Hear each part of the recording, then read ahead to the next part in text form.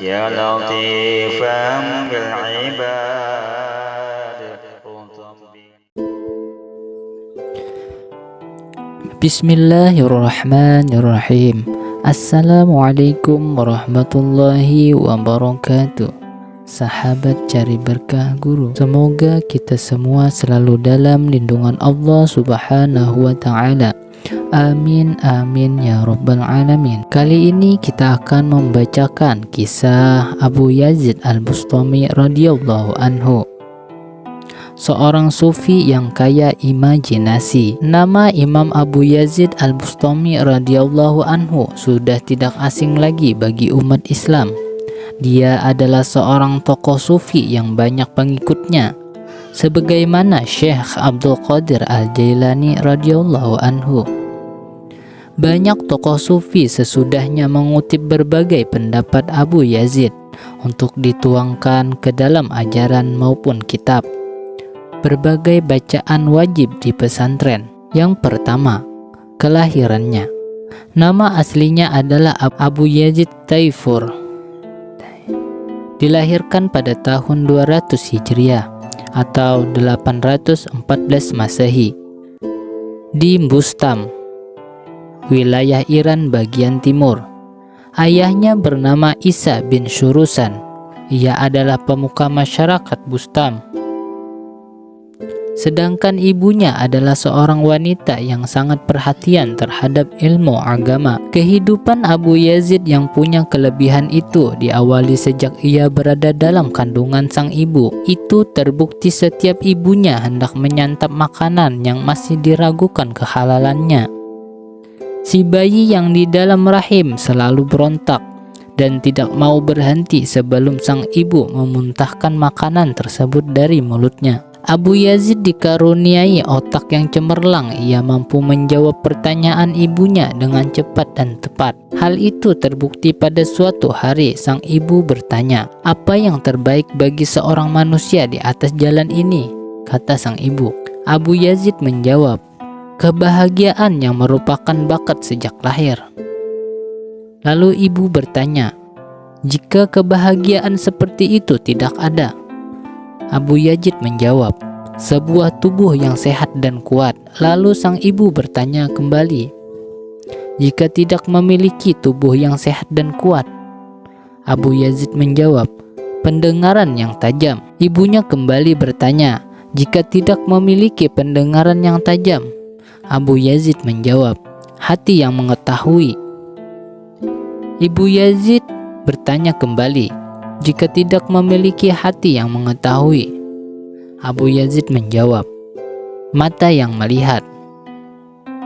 Lalu sang ibu bertanya kembali, "Jika tidak memiliki mata yang melihat?" Abu Yazid menjawab, "Kematianlah yang segera." Setelah tiba saatnya, sang ibu mengirimkan Abu Yazid ke sekolah.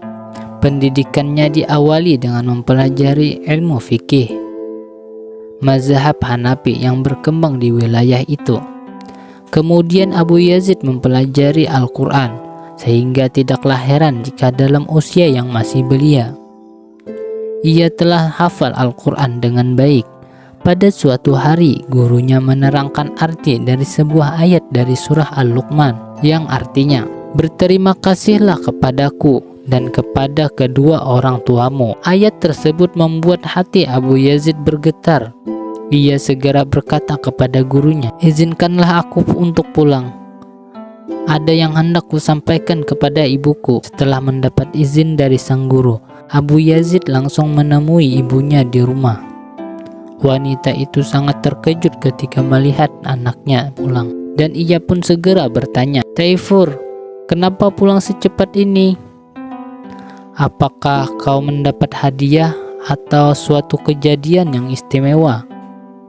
Abu Yazid menjawab, "Tidak wahai ibu, pelajaran yang kuterima sampai pada ayat yang menyatakan bahwa Allah memerintahkan agar aku berbakti kepadanya dan juga kepada ibu. Namun aku tidak dapat mengurus dua buah rumah dalam waktu bersamaan. Ayat tersebut membuatku sedih. maka bermohonlah kepada Allah agar aku menjadi milik ibu, atau serahkan aku kepada Allah agar aku dapat hidup untuknya. Lalu ibunya menjawab, "Wahai anakku, aku serahkan engkau kepada Allah, dan aku bebaskan engkau dari semua kewajibanmu kepadaku.